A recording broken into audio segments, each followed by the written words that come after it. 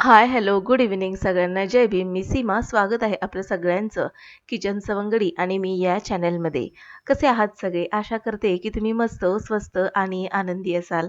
तर आता वाजत आलेले आहे संध्याकाळचे जवळपास 8:30 होत आलेले आहेत आणि मी साधारणपणे 7:15 वाजता घरी आलेली आहे वॉकवरून. तर संध्याकाळी देखील आम्ही वॉकला चालायला म्हणजे चालायला जातो आणि तिकडनं येता येताना मग भाजी वगैरे असं काय असेल मस्तपैकी ताजी भाजी तर मग घेऊन येतो. तर आज मी कारली आणली होती. तर म्हटलं की चला आजच्या स्वयंपाकामध्ये ना कारल्याची भाजीच बनवायची आणि मस्तपैकी मुगाची डाळ, गरमागरम भात आणि भाकरी.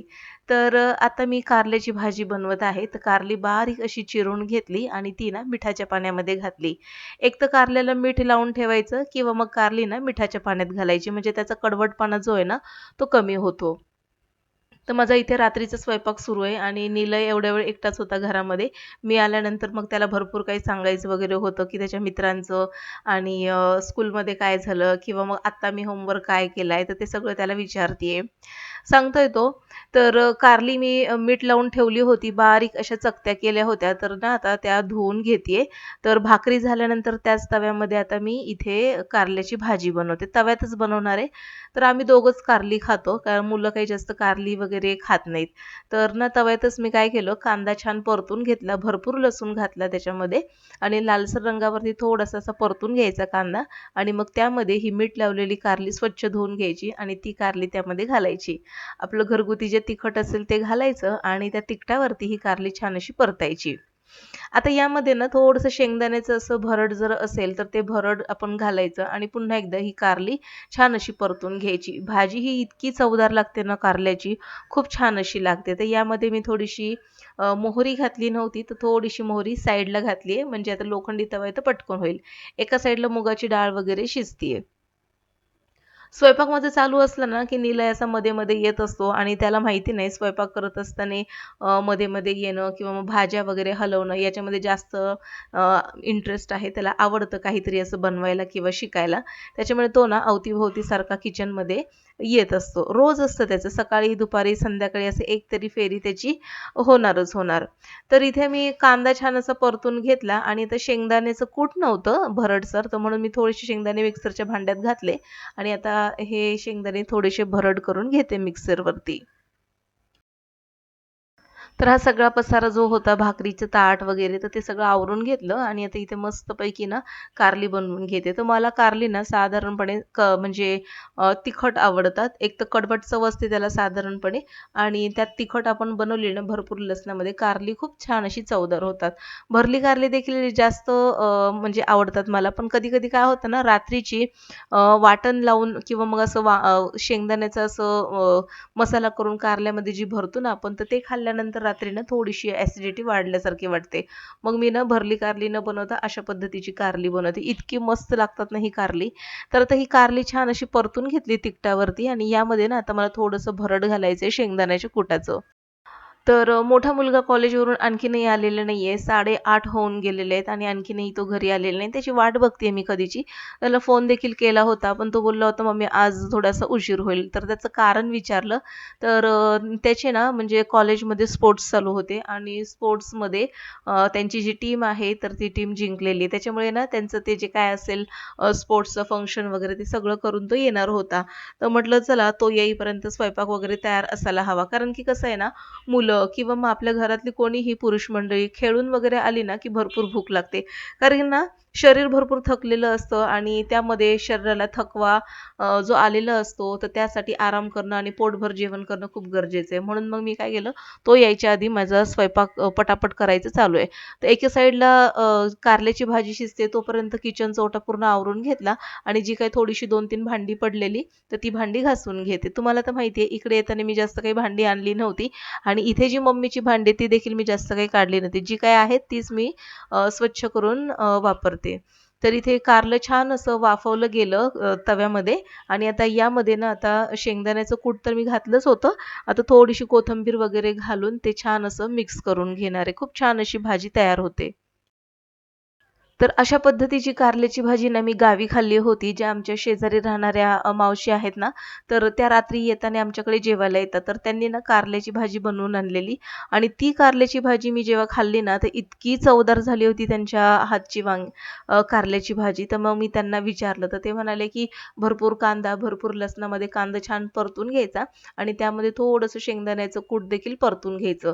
तर कारलं परतत असताना ना शेंगदाण्याचं कूट कुरकुरीत होतं. इथपर्यंत आपल्याला ते परतून घ्यायचे आणि मस्तपैकी भाजी झाल्यानंतर त्यामध्ये जर कोथिंबीर वगैरे घातली, की खूप छान अशी भाजी तयार होते. तेव्हापासून ना मी अशी भाजी बनवते. तर नक्की एकदा ट्राय करा. म्हणजे कारल्याची भाजी बऱ्याच जणांना आवडत नाही, पण अशा पद्धतीने बनवून बघा.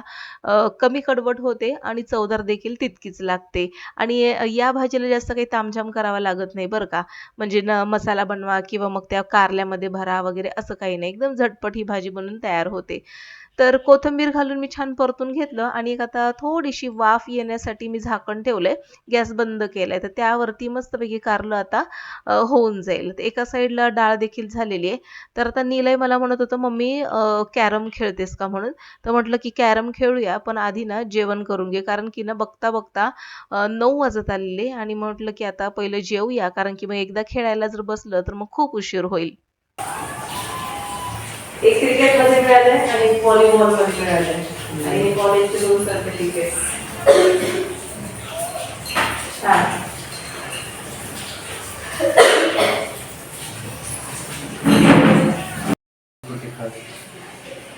तर छोट्या मुलाला लागलं तो गेला धावत गेला तो. आणि मग हा पडला का? बाप रे. आणि मग त्याला दवाखान्यात घेऊन गेलेले का मग? हा आमचं आम्हाला हे होतं ना हॉस्पिटल स्पॉन्सर केलं. हा. केलं. कुठे लागलं त्याला? खूप लागलं? इतकं नाही आलं, कशी पॅन्ट फाटलेली. रक्त वगैरे आलेलं का? हा. बिचारा आता थंडीचं खूप दुखतं माहितीये. इतकं नाही लागलं. पण खरचटलंच ना ते. हा. मग साल एकदा निघलं म्हटल्यानंतर ते दुखणार. ते आता बघ रात्रीचं किती दुखतंय ते. सूज वगैरे येईल आता त्याला बिचारायला. दवाखान्यात गेला होता का तो? तिकडेच होतं ना हॉस्पिटल. आणि ह्याला कुठे एवढी घाई होती? स्कूटीवरून चालला होता हा. हा आरामात कामात होता. तो फुटपाथवर आला तो मुलगा जाऊन. मुलाला लागलं नाही एक का मुलगा ऍथलेटिक्स मध्ये रिले तो 200 मीटर धावला, हा. 400 मीटर धावला, जिंकला? नॅशनल प्लेअर आहे तो. तर तुम्ही ऐकलंच असेल भावेश काय म्हणत होता तो कॉलेजवरून आला, त्याने बॅग सोफ्यावरच ठेवली आणि तो जिंकला. त्याला छान असं 2 मेडल्स मिळाली, सर्टिफिकेट मिळाले आणि त्याचा जो मित्र होता जो रनिंगमध्ये नॅशनल प्लेयर आहे तर तो म्हणत होता पळता-पळता त्याला कोणी धक्का मारला आणि तो जोरदार खाली पडला. तर त्याच्या पायाचा लिगामेंट जो आहे ना, तो थोडासा असा म्हणजे तुटल्यासारखा झालेला आहे. तर त्याच्यामुळे ना तो व्हीलचेअरवर होता. तर आज मला वाटतं काहीतरी त्याच्या कॉलेजमध्ये ना, की मेडल वगैरे जे डिस्ट्रिब्युशन असतं ना, सर्टिफिकेट वगैरे तर ते होतं. तर त्यावेळेस तो मुलगा देखील आला होता व्हीलचेअरवरती. तर पॅरेंट्स वगैरे कोणी आले नव्हते. ह्याच मित्रांनी वगैरे त्याला तिथे नेलं आणि भरपूर सारा एन्जॉय वगैरे केला या मुलांनी. तर असो, आता तो त्याचा आवरतोय. मग मी त्याला जेवण वगैरे देईल आणि इथे निलयचा आणि माझा गेम चांगलाच रंगात आलेला आहे. तर कॅरम म्हटलं ना, की आमच्या दोघांचा वीक पॉइंट आहे. आम्ही खूप मन लावून खेळतो आणि आम्हाला दोघांनाही कॅरम खेळायला फार आवडतं. तर कधी वेळ असा असेल ना, तर मस्तपैकी आम्ही दोघं खेळत बसतो. आम्हाला जास्त काही कोणी पार्टनर वगैरे असेल, नसेल म्हणजे तर आम्ही दोघंच असतो खेळायला. तर जास्त काही आम्ही कोणाची वाट वगैरे बघत बसत नाही. तर कॅरम खेळत असताना ना निलय थोडीशी चीटिंग करतोय कारण की तो ना पटकन गेम संपू देत नाही. तो ना गेम जो आहे तो जास्तीत जास्त वाढला कसा जाईल ते बघत असतो आणि मग त्या गेममध्ये ना थोडंसं असं वैतागल्यासारखं होतं, बोर होतं आणि म्हणून मग मी निलयला म्हणत होते की गेम कधी पण ना इंटरेस्टिंग होईल असं खेळला पाहिजे. तर असं हे सगळं मी त्या खेळता-खेळता सांगत होते. पण तो एक खेळकर वृत्तीनेच खेळत होता, थोडंसं खोडकर पद्धतीने. तर शेवटी गेम खूप इंटरेस्टिंग होत गेला आणि शेवटचा गेम जो आहे तो मी जिंकले आणि त्यामुळे निलय थोडासा असा म्हणजे चिडल्यासारखा झाला होता. पण मजा आली गेम खेळत असताना. मुलांबरोबर गेम खेळण्यात एक वेगळीच मजा आहे नाही का? आणि असा होता आजचा माझा दिवस आणि असं होता माझं रुटीन. तर आजचा ब्लॉग आवडल्यास नक्कीच लाईक करा. माझ्या चॅनलवर जर पहिल्यांदाच आले असाल तर नक्कीच सबस्क्राईब करून बेल आयकॉन प्रेस करा. भेटू पुन्हा नवीन अशा इंटरेस्टिंग व्हिडिओसही. तोपर्यंत पाहत रहा हा व्हिडिओ शेवटपर्यंत.